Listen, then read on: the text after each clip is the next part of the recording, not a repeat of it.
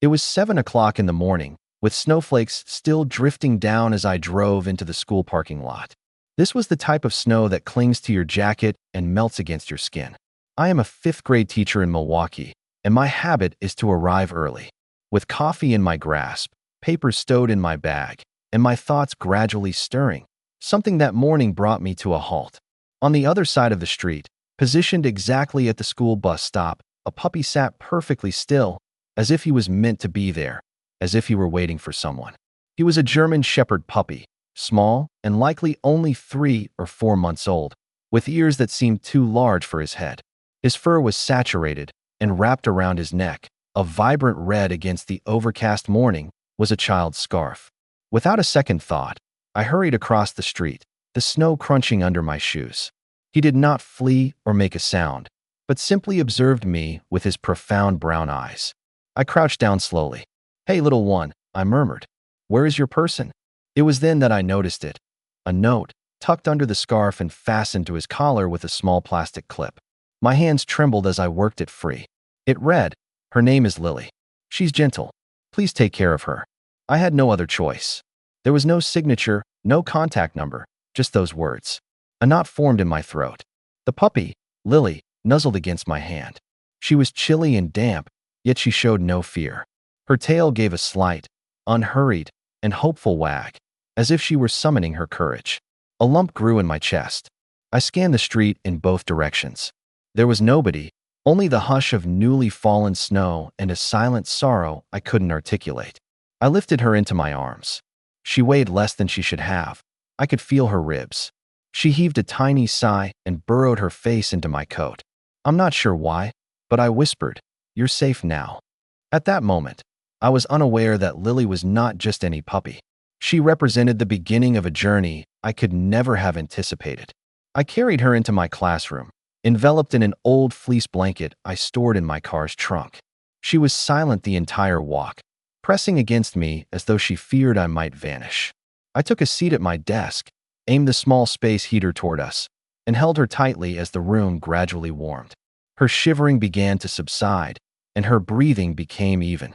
Periodically, she would cast a glance toward the door, as if anticipating someone's arrival. I couldn't help but wonder about the person who had left her. It was most likely a child. The scarf was not something an adult would choose to tie. The handwriting on the note, too, was composed of careful block letters, likely penned with unsteady hands. It was painful to envision the moment that child had to walk away. I phoned the office to inform them I would be late starting my class, offering no details, only that I needed some time. Next, I contacted Animal Control to see if a lost dog had been reported. There was nothing. I scoured online forums, but found nothing there either. Lily curled up beneath my desk, her paws tucked in tightly, her eyes tracking my every motion. If I shifted, her ears would perk up. If I spoke, she would let out a soft sigh. She never barked or cried, but simply remained close. I sent a text to my neighbor, asking him to bring by some dog food in a bowl. Within 20 minutes, Lily was eating as if she hadn't had a meal in days. She ate slowly and politely, yet with an urgency that made my own stomach clench. That afternoon, I lingered late after the school day ended. I couldn't bring myself to take her to a shelter, not after the way she gazed at me, and not after all she had endured. I had taken in foster animals previously, mostly cats, but this situation felt different. When I brought her to my home, she paused at the threshold, as if uncertain she was permitted to enter. I knelt, extended my hand, and she took a step inside, her tail held low but wagging, her ears angled back with hope. That evening, she slept on the floor next to my bed, her head resting on my hand. She didn't stir all night. It seemed she needed the reassurance that I was real, and perhaps I needed her just as much. The following morning, I awoke to find Lily still curled up beside me, her breathing calm and rhythmic. For a short while, I simply observed her, the rise and fall of her chest, the small twitch of her paw as if she were dreaming. I hadn't slept so deeply in years. The presence of her there, so silent and trusting, made the quiet feel complete rather than void. At school, her presence was noted instantly. My students let out a collective gasp when they saw her head peeking out from my office. "Is that your dog, Mr. D. Harris?" they inquired with wide eyes. I paused. "Her name is Lily." She's staying with me for a bit. It was the only explanation I could offer. By lunchtime, she was the school's main attraction. The counselor, Mrs. DeWitt, stopped by and knelt beside her. Lily leaned into her, as if they were old friends. She has something special about her, Mrs. DeWitt whispered. It's not just sweetness. She truly sees people. Her words made me reflect, as I had sensed it as well. Lily didn't just notice individuals. She seemed to understand them. When one of my more reserved students, Jamie, who seldom spoke, sat next to her during recess, Lily rested her head on his lap. He sat motionless for 10 minutes, and then, in a soft voice, he began to speak. Not to the dog, but to me, about the book he was reading. It was the longest conversation he'd had in weeks. After school, I found myself looking up information on therapy dogs, the requirements, certifications, and training. I had no idea if Lily was capable of it, but a feeling in my gut suggested she was already doing the work. At home, she trailed me from one room to another, always within a few feet. While I cooked, she would sit quietly in a corner, her eyes soft.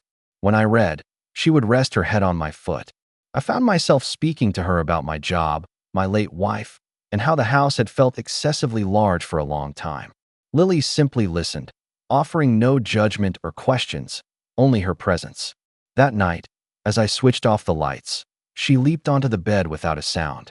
I didn't make her get down. I believe we both understood that's where she belonged. By the week's end, it felt as though Lily had been with me forever. She navigated the school hallways as if she owned them, greeting teachers and comforting students without ever causing a disturbance. The janitor, Mr. Lopez, began bringing her treats from the vending machine. The librarian permitted her to curl up near the reading corner during free periods. It was as if she were weaving herself into the very essence of the school, one thread at a time. The more I observed her becoming comfortable, however, the more I dwelled on the note and the child who wrote it. I couldn't dismiss the image of small hands tying that scarf, leaving her at the bus stop, and disappearing into the snow. So, I began to make quiet inquiries. I talked to the bus drivers. One of them, Cheryl, recalled seeing Lily. She had been there all week, Cheryl said, at the same time each morning, sitting as though she were waiting. Cheryl dabbed at her eyes. We all assumed she belonged to someone in the neighborhood. I consulted with the counselor, asking if any students had recently relocated or exhibited changes in behavior. She provided a few names, but none seemed to fit until Friday afternoon. I spotted a boy named Eli standing by himself near the playground. He wasn't in my grade, but I recognized his face. He was quiet, well-mannered, and consistently alone. Then I saw it, the corner of a red scarf peeking out from his coat pocket. My heart hammered in my chest. I approached him slowly. Hey, Eli, I said. That's a nice scarf. He glanced down, taken aback. Thanks. It was hers. I held my breath. She used to walk me to the bus stop every day, his voice trembled. But we had to move. The new apartment doesn't permit dogs. My mom said we had to give her up, but I couldn't bear to take her to a shelter. I wanted a kind person to find her. I knelt down next to him. You did a very courageous thing. Tears started to form in his eyes. Is she okay? I smiled. She's more than okay, Eli. She's changing lives. Mine included. He wiped his face. Can I see her? I nodded. Yeah, buddy. I think she would really like that. That weekend, I took Lily to a park near Eli's new home. I wasn't sure what would happen. Perhaps she wouldn't recognize him. Maybe things had changed too much. But the instant she saw him, just a small shape in a puffy jacket by the benches, her entire being seemed to ignite. Her tail began to wag so furiously it became a blur. She let out a soft whine, took a few tentative steps, and then broke into a dead run. Eli fell to his knees. Lily, he cried, his arms wide open. She leaped into his embrace as if she had been holding her breath for days. He wrapped his arms around her neck, burying his face in her fur, simultaneously sobbing and laughing. I had to look away for a moment to compose myself, but it was impossible to stop the lump forming in my throat. They remained like that for a long time. The boy and his puppy reunited, neither one rushing, neither one needing words. It was just two hearts remembering the feeling of safety. After some time, Eli looked up at me. Thank you for taking care of her. I'm the one who should be thanking you, I replied. She's done more for me than I could have ever imagined. He offered a shy, weary smile. I miss her, but I'm happy she's okay. I think she is supposed to help people. She always made me feel better when things were tough. I nodded. She still does. Eli reached into his pocket and pulled out a tiny stuffed bear. She always slept with this. Can you give it to her? Lily sniffed the toy, then gently took it in her mouth and placed it on my shoe, as if she understood its sacredness. I'll make sure she keeps it, I promised. As we headed back to the car, Lily glanced over her shoulder repeatedly until Eli was no longer visible. Then she leaned against my leg and let out a long, soft sigh. She had said her goodbye, but it didn't feel like a conclusion. It felt like the start of something even greater. On Monday morning, Lily entered the school with an air of confidence. Her tail was high, her eyes were bright, and she carefully carried that little stuffed bear in her mouth. The children gasped when they saw her. She brought a toy, someone exclaimed. But Lily wouldn't let it go. She carried it like a symbol, a memento. That day, a change occurred. Jamie, the quiet boy in my class, asked if Lily could sit by his desk during reading. I agreed. By the end of the hour, he had read an entire chapter aloud to her. No one had to ask him. He just did it. It was as if Lily's presence made the words less intimidating. Later, a girl named Tara came in from recess crying. I didn't even need to inquire. Lily rose, walked to her, and gently nudged her hand. Tara sat on the floor, wrapped her arms around Lily's neck, and cried until she had no tears left. Not loudly, just quiet, shaking sobs. When she got up, her eyes were clearer. She gave me a hug before she left. By Thursday, the principal summoned me to her office. I assumed I was in some kind of trouble. Instead, she presented me with a flyer. Therapy Dog Certification Program, she said. I believe you should apply. She's already performing the duties. I stared at the paper, then at Lily sitting politely beside me, her head tilted as if she comprehended every word. She isn't even my dog, I said quietly. The principal smiled. She is someone's now. That night, I completed the application. It inquired about training, temperament, and experience. I didn't have all the information, but I wrote what I knew. That Lily possessed a gift, that she saw people for who they were, that she didn't shy away from pain, and that she didn't need to be taught how to love. In the living room, Lily was curled at my feet with the stuffed bear beside her. She glanced up as I typed and gave a single, slow, and steady wag of her tail. I reached down to stroke her head. We're going to help a lot of people, you and I. And I truly meant it, with everything I had. The certification process spanned several weeks, involving interviews, temperament evaluations, and controlled introductions to loud sounds, wheelchairs, and abrupt movements. Lily sailed through every test as if she were designed for it. I observed as trainers attempted to startle her, confuse her, or even overwhelm her. Yet she never showed panic or barked. She simply watched, waited, and reacted with a profound calm that made people pause and look on in awe. Are you certain she's a rescue? One of the evaluators inquired. She has the spirit of an old soul. I nodded. She has experienced more than most. When the final approval arrived, I held the envelope as if it were a sacred object. Inside was a badge engraved with her name, Lily, Certified Therapy Dog. I knelt down beside her, attached it to her vest, and whispered, "You did it, sweetheart." She wagged her tail as if she had known all along. We began with small steps, visiting the school's counseling office, then reading groups, and eventually the children's hospital downtown. I will always remember our first visit there.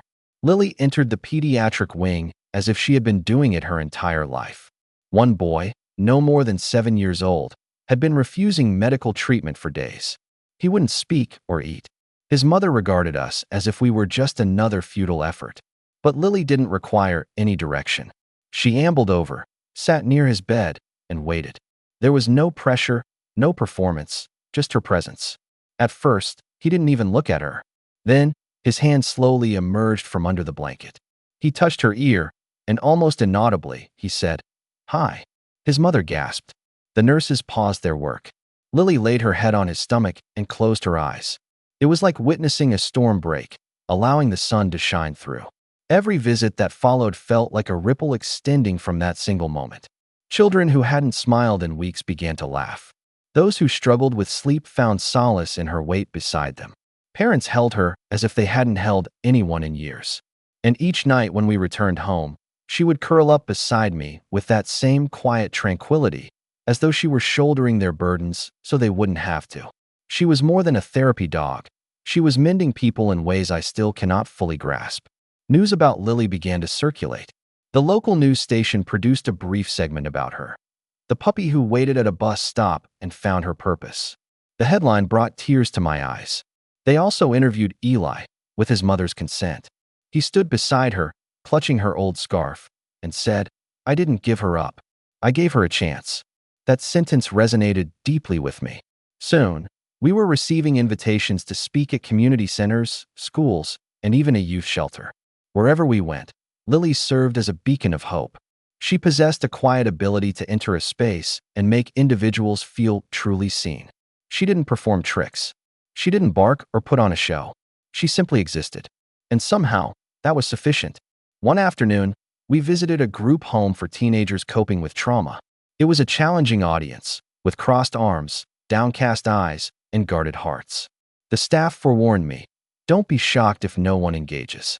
But Lily had her own strategy. She walked to the most distant corner, where a boy sat by himself, hood up, knees drawn to his chest.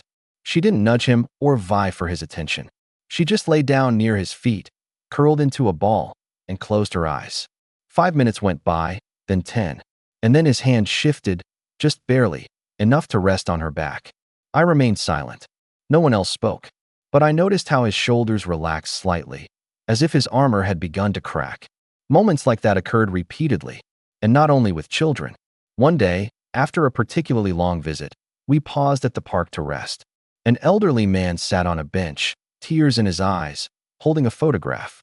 Lily approached and sat beside him. He looked at her, then at me, and whispered, "She looks just like my Daisy. I lost her 2 months ago. I thought I'd never feel that again." He reached down, and Lily leaned into his touch. It was in that moment that I truly understood. Lily wasn't just providing comfort. She was restoring something people believed they had lost forever: hope.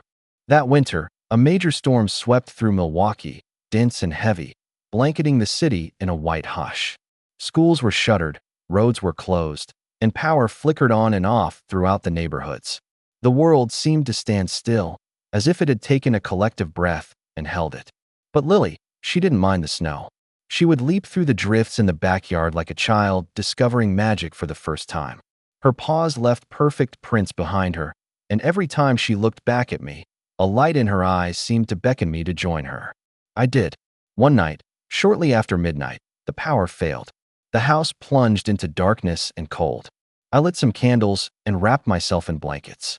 Lily sat beside me, her gaze fixed on the flickering flame. That little stuffed bear still nestled near her bed, as it always was. I looked at her, this dog who had once sat waiting at a bus stop, and felt a profound ache of gratitude. I didn't say much, just reached out and touched her paw. She placed her other one on top of mine. It was on that night that I knew something within me had shifted. I used to return to an empty house, to silence, to grief, and to the echo of a life that was once full. But now, I came home to Lily, and it no longer felt empty. The following day, we bundled up and walked to the hospital. The roads were still treacherous, but the pediatric wing was open, and Lily had her regular visitors waiting. These were kids who didn't comprehend that the world had shut down. All they knew was that Lily had not abandoned them. One of the nurses took me aside. "She is more than a therapy dog," she said. "She's an anchor for all of us." I smiled, blinking away tears. For me, too. We walked home that evening through the snow. Lily trotted right beside me, head held high, her tail swaying gently. And for the first time in many years, I didn't feel as if I were just surviving winter. I felt I was living through it with someone who made the cold feel warm. Spring arrived gradually that year. The snow melted away in patches, uncovering the soft brown earth below. Trees started to bud. Children reappeared on playgrounds with muddy shoes and rosy cheeks. And Lily, she seemed to flourish along with the season. Her coat became thicker and more lustrous. There was an added bounce in her step. Everywhere we went, people would call out her name. She was no longer just a visitor. She had become a part of the community. But something else began to grow as well. A new girl had been admitted to the hospital. Her name was Amira, 9 years old, with cancer. She was bald, thin, and very quiet. She didn't speak during her first week, refused to see visitors, and kept her face turned to the wall until Lily entered. Amira had no initial reaction, simply staring. Lily sat down gently near her bed, not too close, just enough to be in her line of sight. The next day, we came back. Lily assumed the same position, silent and patient. On the third day, Amira whispered, "Is she real?" I nodded. "She is. She looks like the dog from my dreams," she said. Lily moved nearer, slowly and carefully, and rested her chin on the bed's edge. Amira smiled for the very first time. From that point on, Lily was her constant companion. She lay beside her during medical treatments and rested her head on Amira's lap when waves of nausea came. Sometimes, she would just breathe and sync with her, a slow, steady rhythm that anchored her to the present. One day, Amira looked at me and said, "When I feel scared, I hold her ear. It's so soft, it makes the fear feel smaller." I didn't know how to reply, so I just nodded and swallowed the lump in my throat. Weeks went by, and Amira grew stronger. The day she was discharged from the hospital, Lily walked alongside her wheelchair all the way to the exit. Amira leaned down and kissed her on the head. "Thank you," she whispered, "for being my brave." That night, as we sat on the porch watching the sunset, I looked at Lily, her head resting on my foot, and felt a weight lift from my own chest. She had supported so many, myself included. She never asked for praise or a reward. She just gave. And somehow, in her giving, she healed.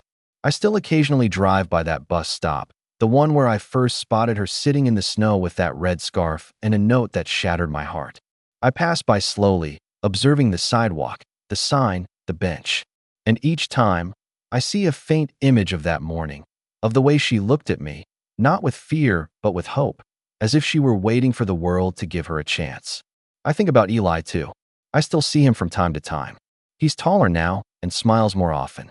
The last time we met, he brought Lily a new scarf, this one green to match the spring. She wore it like a queen. People ask me if I was the one who rescued Lily. The reality is, she rescued me. She drew me out of a life that had become small and quiet, and filled it with meaning once more. She transformed silence into connection and loss into purpose. She taught me that healing doesn't always arrive in grand, dramatic moments. Sometimes, it walks in quietly on four paws, curls up beside you, and simply stays. I didn't realize how much I needed her. I had no idea how profoundly one puppy could alter everything. But now, every time Lily enters a room, every time a child reaches out to find solace in her fur, I am reminded of that moment by the bus stop. I remember the scarf, the note, and the choice someone made not to abandon her, but to have faith that the world could still be kind. And I want to be worthy of that faith. So, I continue to show up with Lily, with her soft ears and steady gaze and a heart far too big for her chest, because somewhere out there, another child is saying goodbye to something they love, hoping it will land in good hands. And we are here to prove that it can.